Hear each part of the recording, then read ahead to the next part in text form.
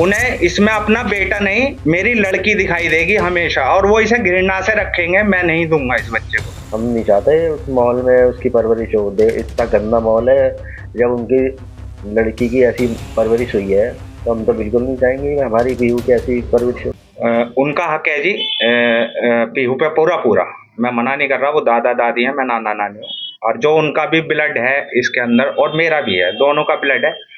पर मैं ये कहना चाहता हूँ, ये 2 साल के लिए सौरभ बाहर गए या उससे भी पहले कभी इन लोगों ने पीहू को मिलने की कोशिश करी?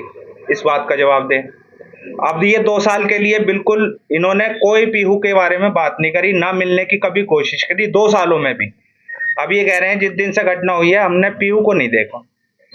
मैं ये जवाब दें कि इन्होंने पहले पीहू के बारे में क्यों नहीं सोचा, और अब ये किस वजह से कह रहे हैं मैं नहीं जानता। पर मेरे को ये लगता है कि ये बड़ा होकर बच्चा अपने पापा की प्रॉपर्टी में हिस्सा ना मांगे, इस वजह से इस बच्चे को लेना चाह रहे हैं, और कोई वजह नहीं है। पर मैं इस पे एक बात और कहना चाहूंगा, मैं कहीं भी बयान करने के लिए तैयार हूं कि मेरा बच्चा या मैं कभी आपकी प्रॉपर्टी में ये पीहू अपने पापा का हिस्सा नहीं लेगी। मैं आधार कार्ड लगवा के, इसका अंगूठा लगवा के इस बात को क्लियर करना चाहता हूँ अभी। अच्छा, मतलब किसी भी कीमत पे आप पीहू को नहीं जाने देंगे। आपने कहा कि उसके अंदर उनको मुस्कान दिखाई दी। हाँ, उन्हें इसमें अपना बेटा नहीं, मेरी लड़की दिखाई देगी हमेशा, और वो इसे घृणा से रखेंगे। मैं नहीं दूंगा इस बच्चे को। अच्छा, पीहू की बात करें तो पीहू मतलब किस तरीके से क्या पता है? पीहू को थोड़ा सा पता है। वो कई बार कहती है मेरे पापा नहीं है अब, और मैंने कहा तुम्हारे दादा दादी तुम्हें मांग रहे हैं, तुम जाओगे? कह रहे नहीं, मेरे को आपके साथ रहना है। दिनचर्या कैसी चल रही है? दिनचर्या नॉर्मल है, बच्चों के साथ खेलती है, मेरे से कहती है मेरे को जाना है खेलने के लिए, बिल्कुल नॉर्मल है। वैसे कोई मम्मी को ज्यादा करती है, ज्यादा मिलने की इच्छा हो जाएगी। हाँ, वो कहती है फोन करने के लिए कहती है, फोन करवा दो, तो हम उसे कैसे ही करके समझाते हैं इस बारे में। मतलब उसे ये पता है, पापा के लिए नहीं कह रही कि बात करवाओ, उसे ये पता है कि पापा नहीं है। ज्यादातर खेलती रहती है। ज्यादातर खेलती रहती है, नॉर्मल है। वैसे कोई माइंड पे कैसा ऐसा कुछ दिख नहीं रहा उसकी। मतलब नाना का ये कहना कि किसी भी व्यवस्था अपनी मैं उसे नहीं दूंगा, नहीं दूंगा। केवल यही वजह है क्योंकि वो इसमें सौरभ नहीं, इसमें मेरी बेटी को देखेंगे, और ये बच्चा घृणा से पलेगा, इस वजह से नहीं दूंगा मुझे। क्योंकि उन्हें ये लगता है कि ये बच्चा बड़ा होके अपने पापा का हिस्सा लेगा, जरूर लेगा, क्योंकि वो मेरे पास है और मैं उसे सिखाऊंगा इस वजह से। पर मैं ये क्लियर कर दूंगा, मेरे से कहीं भी लिखवा ले, अदालत में बयान कर दूंगा इस बात का कि मेरा बच्चा उनके पास नहीं जाएगा, कुछ चीज नहीं मांगेगा, ना अपने पापा का हिस्सा मांगेगा। इस बात की गारंटी मैं भी लिख दूंगा, मेरा बच्चे भी लिख देगा और बयान भी कर देगा। क्या पीहू की परवरिश यहाँ से बाहर भेज के करेंगे कि बोर्डिंग भी भेजने की? नहीं जी, मैं इसे कहीं दूर नहीं भेजूंगा, यहीं रखूंगा अपने पास, और यहीं पे इसकी पढ़ाई लिखाई जो भी है मेरे जिम्मे है, मेरे जिम्मे रहेगी। देखिए, वो किस वजह से कह रहे हैं वो तो सब हम मेरे हस्बैंड बता चुके हैं अभी। मैं भी यही कहती हूँ कि 6 साल से हमारे पास रही है वो, हम उसके बिना नहीं रह सकते। 6 साल में कभी वो 2 दिन भी या 1 दिन भी वहां 2 घंटे भी नहीं रही। तो वो बच्ची छोटी सी है, अभी अपने मम्मी पापा को ही मिस कर रही है इतना। वहां जाएगी तो हमें सबको करेगी। तो आप ये खुद सोचो, छोटी सी बच्ची पे इतना प्रेशर हम माइंड पे डाल देंगे तो उसके आने वाले टाइम में उसका माइंड का क्या हो सकता है। अभी 6 साल की है ना, तो फीलिंग एक्सप्रेस नहीं कर सकती कि ये हुआ है सब तो मैं रोऊं, ऐसा नहीं है। बस हम कहती है तो मैं कह देती हूँ मम्मी पापा लंदन चले गए हैं, तुम बड़े हो जाओगे तब आएंगे, तो उस बात को समझ लेती है, कहती है ठीक है मम्मी नानी। क्या नानी किसी भी कीमत पे नहीं जाने देंगी? मैं कहीं किसी भी कीमत पे नहीं जाने दूंगी। लोग बात कह रहे हैं उन्होंने अपनी बेटी को कैसे संस्कार दिए हैं, उसे भी क्या पीहू को भी क्या संस्कार देंगी। तो मैं इस बात पे ये कहना चाहती हूँ कि दुनिया में कोई भी माँ बाप अपने बच्चों को संस्कार नहीं देते बुरे, ना मैंने दिए हैं। बच्चा बड़े होकर कहाँ कैसे क्या सीख रहा है वो वही जानते हैं।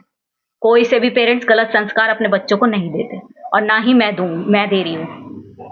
कभी कोई भी मतलब 6 साल में एक भी पिक नहीं दे सकते वो हमें कि भाई चलो दादा दादी है कि बर्थडे है बुलाया हो उसे, कभी नहीं बुलाया। 6 साल में सौरभ ने अपनी बेटी का बर्थडे हमारे साथ मनाया है, हम पे सारी पिक्स हैं उसकी। तो अब कहाँ से ये दादा दादी इतना बोल रहे हैं कि हमें चाहिए हमें चाहिए। 6 साल में कभी याद नहीं आई ना बेटे की, बेटा कैसा रह रहा है, कैसे हालात में रह रहा है। अब उन्हें बेटी चाहिए, हमें समझ नहीं आ रहा वो क्यों चाहिए। और ये बात है कि जब उन्होंने सौरभ को बेदखल कर दिया था, उन्होंने पेपर वेपर कोर्ट वोर्ट का सब काम कर दिया था, हमें बताया था उन्होंने खुद ही, सौरभ ने बताया था हमें। तो अब वो अपनी उसकी बेटी पे कैसे हक जता रहे हैं? जब उन्होंने बेटे को बेदखल कर दिया तो बच्चा भी, परिवार पूरा बेदखल है, तो उनका कोई हक नहीं है कहीं से कहीं तक। आपने अपनी बेटी उसे एक्सेप्ट किया है, हाँ। सौरभ को भी और उसकी बेटी? सौरभ को हमने एक्सेप्ट करा है, उनकी बेटी को भी एक्सेप्ट करा है। हमने ही उनका 9 साल पूरा ख्याल रखा है, तीनों का कोई मतलब नहीं है। 2 साल वो बस, अब 2 साल से अब गए हैं जो दूर, वरना 2 साल पहले से हमारे ही टच में थे, हमारे ही घर में रहते थे। कोई प्रोग्राम है, कुछ भी है, सब हमारे साथ ही रहते थे। मैं वही बताया था कि भाई अभी नया एंगल आ रहा था कि पहले ये सूटकेस में जो है पैक करके और जहाँ पे गए थे वहाँ पे डंप करने का इनका विचार था। अभी पुलिस ने बताया कि पहले इनका ये विचार था, तो सूटकेस का हैंडल वगैरह टूट गया और फिर इस टाइम उन्होंने जो है चेंज कर दिया अपना, इस तरह से बताया पुलिस ने। तो ये तो गलत है, जो दोषी है उनके उनकी एक तरह से हेल्प भी मानूंगा मैं कि ये सरकारी वकील भी मिल रहा है और मैं मीडिया में देख रहा हूँ भाई, उनको टीवी वगैरह देखने को भी मिल रहा है। ये तो एक तरह से वो है ना कि दोषियों की वो कर रहे हैं खातिरदारी। ये आपको किसने बताया, मतलब मीडिया में ये देख रहा हूँ मैं कि भाई टीवी वगैरह देख रहे हैं आराम से, भाई उसको वो काम दे रहे हैं कि तू वो काम कर, वो काम कर। तो वो तो दोषी हैं, उनके जो दोषी होते हैं जिस तरह से व्यवहार वो करते हैं, जो तरीका होता है उस तरह से वो करें ना, उसको ट्रीट करें उनको। भाई जो दोषी हैं दिख रहा है वो तो साफ, उन्होंने तो कबूल भी किया। हाँ कबूल भी कर लिया है वो तो, भाई करा है, हमें तो पता करा ही है उन्होंने तो। अच्छा, आपकी भी मांग है कि आपको वकील जल्दी से मिलना चाहिए? हाँ वो अपनी स्टडी में लग गए हैं, हम चाहते हैं हमें भी मिल जाए जल्दी। कितना टाइम लगेगा, हम तो ये कह रहे हैं कि जल्दी करें, कार्रवाई वगैरह जल्दी हो उसमें। क्या किसी से बात हुई वकील के लिए? नहीं अभी कोई हुआ नहीं, थाने गए थे बस, वही कह रहे कि आपको वकील मिलेगा क्योंकि स्टेट वर्सेस मुस्कान है ये। आपने अपना भी कोई वकील किया है या सिर्फ नहीं अभी नहीं करेंगे, अभी नहीं करा है, पर हम करेंगे अलग से भी। अच्छा, अलग से भी करेंगे एडवाइजरी में। अच्छा, पीहू की बात करें तो पीहू का अब क्या, मतलब आप रखेंगे या? हाँ हम रखेंगे, हम नहीं चाहते उस माहौल में उसकी परवरिश हो। इतना गंदा माहौल है, जब उनकी लड़की की ऐसी परवरिश हुई है तो हम तो बिल्कुल नहीं चाहेंगे कि हमारी पीहू की ऐसी परवरिश हो। पीहू से मुलाकात हुई? नहीं, पुलिस वालों सबने कई बार बोला कि हमारे को मुलाकात कराई जाए या हमारे को दे दी जाए, क्योंकि उनका तो हक तो कोई बनता नहीं है। कोई बात हुई? नहीं कोई बात नहीं हुई है, बस हमने बस बोला ही है अधिकारियों से। अच्छा, उसके नाना नानी भी कोशिश नहीं कर रहे कि वो आपसे एक दफा बात करे और आपके नहीं, पास आए? वो गिल्टी हैं, वो गलत है, वो काय को करेंगे। अच्छा, मुझे एक सवाल मेरा ये था, शादी के बाद में मुस्कान जो है इसी घर में आई रहेगी? हाँ 2 साल रही है। तो उस टाइम का कैसा व्यवहार था? 3 महीने मैंने बताया था पहले भी, 3 महीने वो सही रही थी। 3 महीने में अगर 3 महीने से पहले अगर कोई उनके घर से उसकी मम्मी पापा कोई भी आता था, नाना नानी, जैसे तो नाना नानी और उसकी मम्मी आती थी और पापा मतलब आते थे, तो वो भाग के पहले गेट बंद करती थी, फोन करती थी कि मम्मी ऐसे ऐसे मेरे घर के वो ये आए हैं। तो फिर हम वहाँ से काम जो काम करने गए थे वो सब छोड़ छाड़ के भगे जाते थे, तो फिर उनको यहाँ से भगाते थे। उसके जब से ये चोरी से जब से मिलने गई है, अपनी मम्मी से चोरी से मिलने गई है, जब से इसने अपना मेरे भाई का और अपना जिंदगी खराब करनी चालू कर दी। उसके बाद से इसके तेवर ऐसे बदले, मतलब लड़ाई झगड़ा ये करना सब चालू हो गई। ये सुना? मन में क्या थी, पर जो भी था वो अपने घर माँ से सीख के आ रही थी कि ऐसे कर ऐसे कर। अच्छा, ये बताया जा रहा है कि उसको महंगे कपड़े और महंगे मोबाइल रखना इन सब का शौक था, तो वो नहीं यहाँ थी जब तक कुछ नहीं था हमें, पर फोन वगैरह का था उसे शौक। भाई ने शुरू में जब शादी हुई थी, जब भी एप्पल वगैरह के फोन जब भी दिलाए थे उसे। कभी आपके भाई ने बताया कि मैं इस तकलीफ में हूँ, उसको लेकर कोई बात कही हो? ये तो दर्द है मेरे को कि उसने मेरे को बताया नहीं। कभी कुछ कहा नहीं कि 2021 वाला मामला हुआ कि तलाक डाला? अच्छा, तलाक के लिए तो मैं साथ में गया था उसके। फिर वापस क्यों नहीं थी वो तलाक? पता नहीं, तलाक के लिए मैं गया हूँ, सारे कागज वगैरह सब रेडी करवाए हैं, वकील वगैरह सब करवा के दिया था। फिर वापस क्यों ले लिया गया? पता नहीं क्यों चला गया उसके पास। भाई को आज घर में भाई को याद करते हैं, एक बच्चा चला गया, और उनको क्या कहना चाहेंगे इस पूरे मामले में? बबलू भाई, कभी सोचा नहीं होगा कि ड्रम में भी जिसका हाथ अभी खिलाया था ऐसा भी सोचा था। पीहू को क्या सोचा है, मतलब अब परवरिश नहीं, उसको हम लेंगे। यहीं पढ़ाई लिखाई सब वो यहीं करेगी? हाँ, अभी कोई एप्लीकेशन वगैरह भी दे रहे हैं? अभी हमने अधिकारियों से बात करी थी कि भाई हमें तो दिलवाओ, हम नहीं छोड़ेंगे। तो पीहू की परवरिश आप बाप बन के करेंगे? हाँ आपके भी बच्चे? हाँ, मेरे 2 हैं। 2 बच्चे हैं, तो उसे अपनी बेटी मान के परवरिश करेंगे? हाँ, क्या मतलब बता दीजिए। हम बेटी की तरह पालूं। बेटी की तरह? हाँ, जो मेरे बच्चे हैं उनसे ऊपर रही।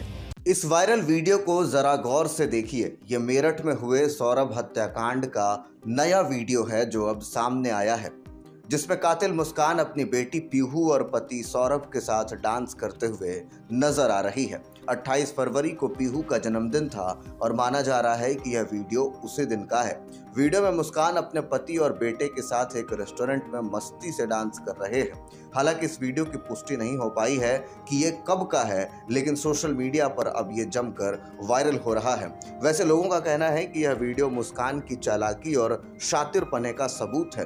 वह अपने पति की हत्या की पूरी योजना पहले से बना चुकी थी, लेकिन दुनिया के सामने खुद को आदर्श पत्नी दिखाने के लिए उसके साथ ऐसे झूम रही है जैसे उससे कितना प्यार करती हो। मुस्कान ने अपने प्रेमी साहिल शुक्ला के साथ मिलकर अपने पति सौरभ को रास्ते से हटाने की साजिश महीनों पहले रच ली थी। पति की हत्या से पहले वह उसे प्यार का झूठा एहसास कराती रही ताकि किसी को भी उसके इरादे पर शक न हो। 4 मार्च की रात मुस्कान ने अपने पति सौरभ को खाने में नशीला पदार्थ दे दिया। जब वह बेहोश हो गया तो उसने साहिल को बुलाया। दोनों ने मिलकर पहले सौरभ के सीने पर चाकू से वार किया और फिर उसका गला रेत दिया। हत्या करने के बाद मुस्कान और साहिल शव को ठिकाने लगाने की योजना बनाने लगे। अगले दिन उन्होंने बाजार में एक बड़ा प्लास्टिक ड्रम सीमेंट और रेत खरीदा। शव को ड्रम में डालकर सीमेंट और रेत से भर दिया और घर में ही छिपा दिया। हत्या के बाद भी दोनों बेफिक्र थे। वे मनाली, कसौल और शिमला घूमने चले गए, मानो कुछ हुआ ही ना हो। इस बीच मुस्कान ने अपनी मां के पास रह रही बेटी से फोन पर बात की और उसके बाद रोने लगी। मां को शक हुआ तो उसको घर बुलाया। इसके बाद सौरभ की हत्या का खुलासा हुआ। सौरभ के भाई बबलू ने 18 मार्च को पुलिस को शिकायत दर्ज करवाई कि उसका भाई 5 मार्च से लापता है। उसे शक था कि उसकी भाभी मुस्कान और उसके प्रेमी साहिल ने ही उसकी हत्या की है। जब मुस्कान और साहिल से पुलिस ने सख्ती से पूछताछ की तो दोनों ने अपना गुनाह कबूल कर लिया। उसकी निशानदेही पर पुलिस ने ड्रम से सौरभ का शव बरामद किया।